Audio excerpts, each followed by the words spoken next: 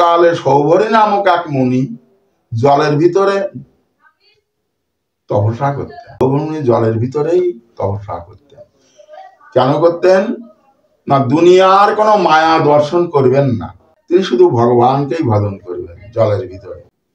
ওনার একদিন মনের ভিতরে ওই মাছের মৈথুন জড়াজড়ি দেখে মাছের মৈথুন দর্শন করে নিজের কামের উদ্রাগ হয়েছে। তাই উনি জলের থেকে বেরিয়ে আসলেন। আমি যদি ভজন করি অনার্থক আমার সময়ই নষ্ট হবে, আমার কিন্তু ভিতরে তো আকাঙ্ক্ষা থেকে গেল। এই আকাঙ্ক্ষার নাম হচ্ছে সূক্ষ্ম দেহর আকাঙ্ক্ষা। আজকে নবম স্কন্ধের থেকে সৌবরী মহর্ষির উপাখ্যান এবং হরিশ্চন্দ্রের কাহিনী পাঠ হবে। কৃষ্ণ ভক্তি প্রদেবী সত্যবাত্তাই নমঃ নমঃ। ভাঞ্চা কল্পতরুর্ভশ্চ কৃপা সিন্ধু ভয়ে বাচা পতিতানাং পাবনেভ্যো বৈষ্ণবেভ্যো নমঃ নমঃ। সূর্য বংশের যুবনস্য রাজা নামক এক রাজা ছিলেন। তার 100 স্ত্রী, 100, তবু কোনো পুত্র সন্তান নাই, কোনো সন্তানই নাই। তাই মনের দুঃখে উনি কখনো বনে চলে যায়, কখনো আত্মহত্যা করতে যায়, কারণ সন্তানাদি কিছু নাই তো। মনের দুঃখ খুব। এত স্ত্রী, প্রজারাও ভালো বলে না, নিঃসন্তান, বদন দেখতে চায় না। তাই মনের দুঃখে উনি বনে চলে যাচ্ছেন। মুনিরা ধরে এনে তাকে দিয়ে যজ্ঞ করালেন। মুনিবার বললেন, মহারাজ এই যজ্ঞ করলে আপনার সন্তান হবে। তাই যজ্ঞ করান, কিন্তু যজ্ঞে আহুতি দিলেন। বহু রাজা, বহু প্রজা, বহু মুনি সকলে সমাগত হয়েছেন। যজ্ঞ প্রায় সম্পন্ন, অগ্নিতে আহুতি দিলেন, কিন্তু আহুতির থেকে কোনো পুত্র উৎপন্ন হলো না। ওনার মনটা খারাপ হয়ে গেল, আমার তো এই যজ্ঞ সম্পন্ন হয়ে যাচ্ছে, আমার কোনো পুত্র হবে না। তাই মনের দুঃখে উনি ওই ঘরের ভিতরে যজ্ঞের থেকে যে সুধা উঠেছিল, সেই সুধা যজ্ঞ গৃহের ভিতরে রেখে দিয়েছিল একটা ভাণ্ড ভরে। যজ্ঞ সম্পন্ন হয়ে গেলে ওনার স্ত্রীকে দেওয়া হবে, যা খেলে সন্তান উৎপন্ন হবে। কিন্তু রাজার মন খুব খারাপ, রাজার ব্রেনে কাজ করছে না। সে সুরাগানে, তখনকার রাজারা তো সুরা পান করত, মদ, সুরাগানে ওই যজ্ঞ গৃহের থেকে সেই ভাণ্ড ধরে সুধা পান করেছে। সুধা পান করে ওর গর্ভ হয়েছে। এই 10 মাস 10 দিন পরে প্রসাব করবার তো দ্বার নাই, তাই পেট চিরে মুনিরা ওকে বের করলো। এই পুরুষের গর্ভে যে নারীর মতন গর্ভ হলো, এর জন্য ওর নাম রাখা হলো মানধাতা। মানে যা কখনো না তাই একটা আজগবি, তাই নাম রাখা হলো মানধাতা ওনার নাম। এই মানধাতা জন্মগ্রহণ করে লালিত পালিত হতে লাগলেন। রাজার মনে আনন্দ, বেশ বড় হয়েছেন, যুবরাজ। সেই যুবরাজের সময় মতো তার বিবাহ দিল, কিন্তু কোন পুত্র সন্তান নাই। একে একে 50টা কন্যা জন্ম হলো তার। তখনকার মানুষ তো অনেকদিন বেঁচে থাকতো। একে একে 50টা কন্যা তার জন্ম হয়েছে।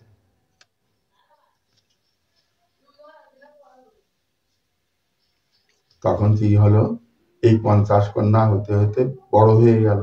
কিন্তু কেউ সে কন্যা গ্রহণ করতে এমন চাহিদা দেয় না, আর ওনাদের বিবাহ তাই দিতে পারছেন না। মেয়েরা আবার স্বয়ম্বর করেছে, স্বয়ম্বর অর্থাৎ ইচ্ছায় বর খুঁজে নেবে, ইচ্ছা করে স্বয়ম্বর। সকলেই অন্তর্মহলে থাকে, খায় যায়, বোনেরা বোনেরা খেলাধুলা করে। ওই রাজত্বকালে সৌভরী নামক এক মুনি জলের ভিতরে তপস্যা করতেন। সেই সৌভরী মুনি নদীর জলে, যমুনার জলে উনি তপস্যা করতেন। কিন্তু সৌভরী মুনিকে বেষ্টন করে মাছেরা, জলের ভিতরে জীব জানোয়ারেরা সকলে এসে আনন্দ করে ভ্রমণ করত। সৌভরী মুনি জলের ভিতরেই তপস্যা করতেন। কেন করতেন না, দুনিয়ার কোনো মায়া দর্শন করবেন না, কামিনী কাঞ্চন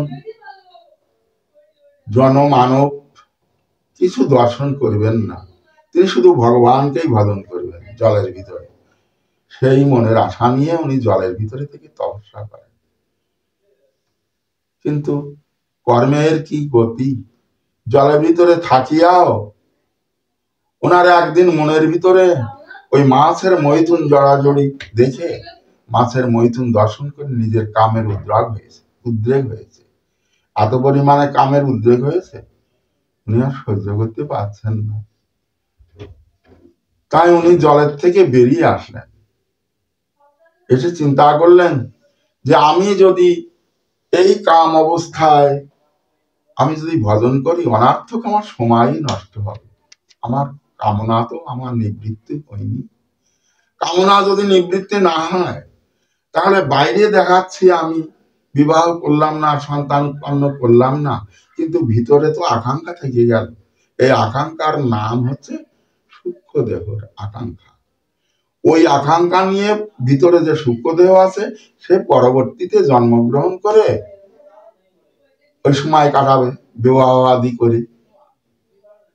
তাই সে মানুষ হোক আর অন্য কোনো জীব জানোয়ার হোক, তার কর্মফলে যা হোক একটা জন্মাবে, কিন্তু কামনা তো ভিতরে ভর্তি থাকে গেল। তাই উনি কামনা নিবৃত্তি করবার জন্য উনি জলের থেকে বহির্গত হয়ে বিবাহের জন্য, ওই দেশের রাজা ছিলেন মান্ধাতা, আর 50 কন্যা। লোক মুখে শুনেছেন যে 50 কন্যা, তাদের উপযুক্ত বয়স, বিবাহের বয়স ছাড়িয়েও গিয়েছে, অনেকের বিবাহ দিতে পারছেন না।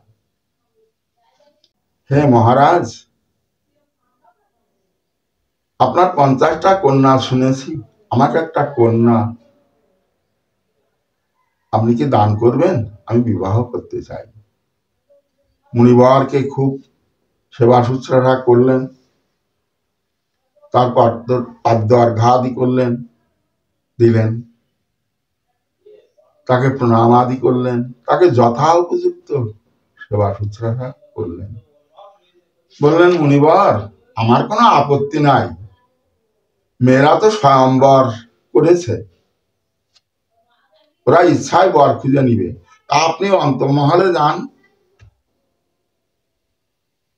আপনার কথা ব্যক্ত করুন, আপনাকে যদি পছন্দ করেন, ওই দাড়ি বুড়ি মুখী, জটাসুটো দাড়ি বুড়ি, আপনাকে যদি পছন্দ করে আমার কোনো আপত্তি নেই।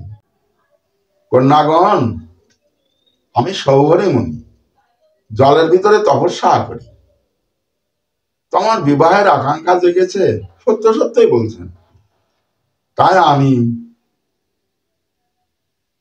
তোমাদের একজনকে আমি বিবাহ করতে চাই, যদি কেউ আমাকে বরমাল্য দান করো, আমি তাকে বিবাহ করে নিয়ে যাব।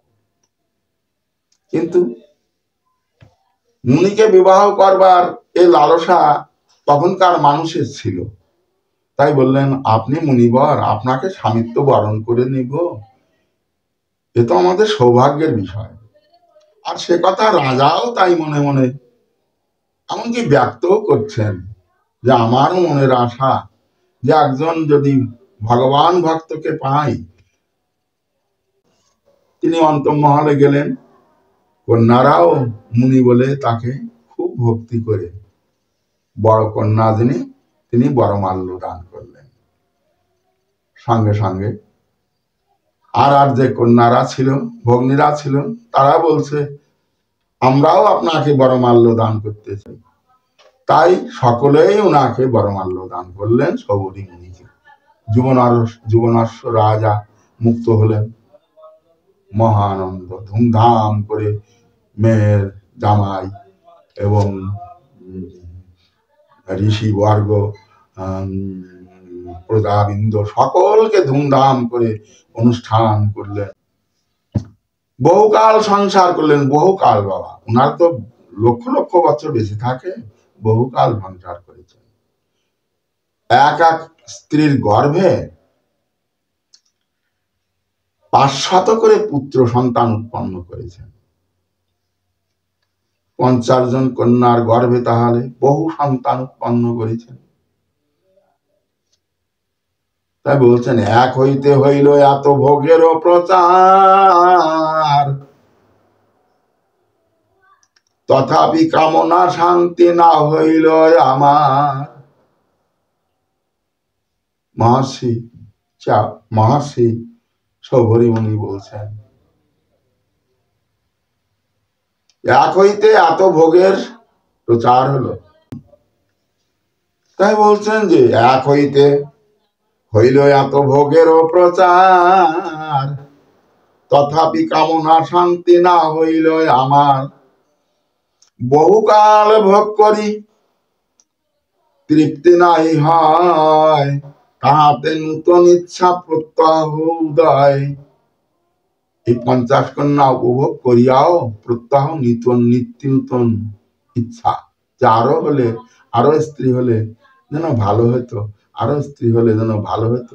তাই বলছেন কামনা শান্তি না হইল আমার। তাহলে এত কামনা হৃদয়ে যদি লুপ্ত থাকে বাবা, তার সন্ন্যাস হয়ে বা কি লাভ, ব্রহ্মচারী হয়ে বা কি লাভ। কামনা শান্তি করে অন্তিম কাল এসেছে, তখন পুত্রে দিয়া তার বৃত্ত রাজ্য ধন পুত্রের উপরে সব অর্পণ করলেন। হরি পদে মতি রাখি মুনিবর তেজিলেন পরাণ। পুত্রের উপরে বৃত্ত রাজ্য ধন সব দিয়ে দিলেন। পরাণ ভোগ করে মুক্তি লাভ যে মানুষের হয় কি হয় না তার প্রমাণ করলেন এই শবরী মুনি। বহুকাল ভোগ করে উনি মুক্তি লাভ করলেন। তাই অন্তিমেতে মুক্তি পায় বিষ্ণু পদে স্থান, ভোগতে মুক্তি লাভ করিল পরাণ। হরি হরি বল সবে ভরিয়া বদন।